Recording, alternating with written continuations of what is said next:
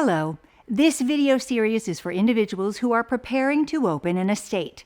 When someone passes away, their assets are referred to as their estate. The assets need to be managed and distributed. This is the job of the personal representative, who will be appointed after the estate is opened. In this video, we will discuss the difference between small and regular estates and the first 3 steps to open an estate.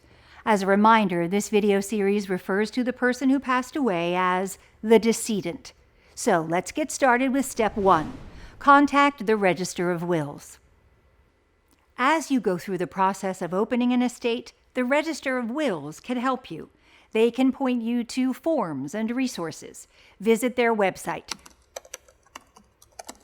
registers.maryland.gov, or contact the Register of Wills in Baltimore City or the county where you will open the estate.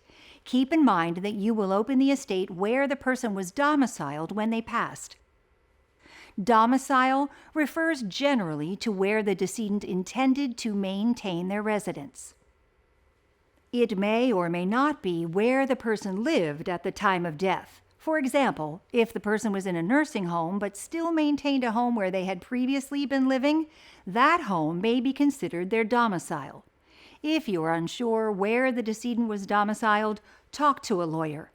Next, we'll move on to step 2. You will need to identify assets. Identify all of the decedent's assets. Assets refer to property solely owned by the decedent, or as a tenant in common. Tenants in common is a type of joint ownership.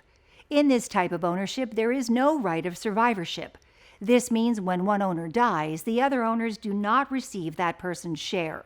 Instead, the decedent's share goes through probate. You are most likely to see land or a house owned as tenants in common, but it is possible to also own other property like a bank account with this type of joint ownership. To identify assets, you may need to look at the decedent's tax returns, mail, wallet, and other documents. You may want to view Maryland land records. You can also talk to the decedent's family and friends. After you open the estate, you will need to know the value of each asset. For more information on the value of assets, watch our series, Estate Administration for Personal Representatives. Let's move on to step 3. Determine if the estate is a small estate or regular estate. There are certain steps and requirements you will follow when administering the estate. What you need to do depends on whether it is a small or regular estate. To know if the estate is small or regular, add up the value of the estate's assets. To do this, you will need to know whether an asset is considered a probate asset, that is, part of the estate, or whether it is a non-probate asset. Let's talk about probate versus non-probate assets. Probate assets fall into 2 categories. 1. An asset owned solely by the decedent at the time of death without a beneficiary. Or 2. An asset owned as a tenant in common.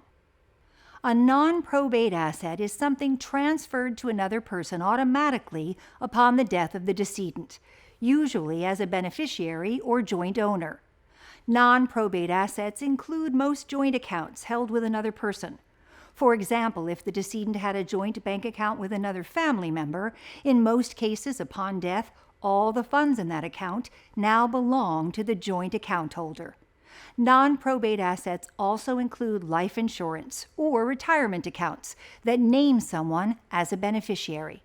Upon death, those accounts are payable directly to the beneficiary and do not go through the probate process. They are not part of the probate estate.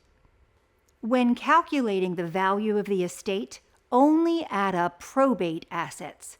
Probate assets include real property solely in the name of the decedent, the decedent's portion of property owned as tenants in common, bank accounts held solely by the decedent, investment accounts or stock with no beneficiary, any account titled as a power of attorney, personal property owned solely by the decedent.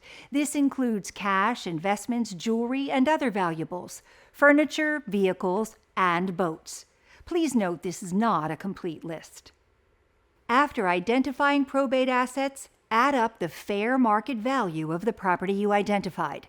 If a house has a mortgage or a car has an outstanding loan, subtract the loan amount. If you're unsure of the fair market value, talk to a lawyer. This will give you the net value of the estate. If the net value is below a certain amount, open a small estate. Otherwise, you will open a regular estate. See the tip sheet accompanying this video for the current limit on the net value of small estates. For the next steps in opening an estate, watch Part 3 of this series, Opening the Estate. I hope this information is helpful. Thank you for watching.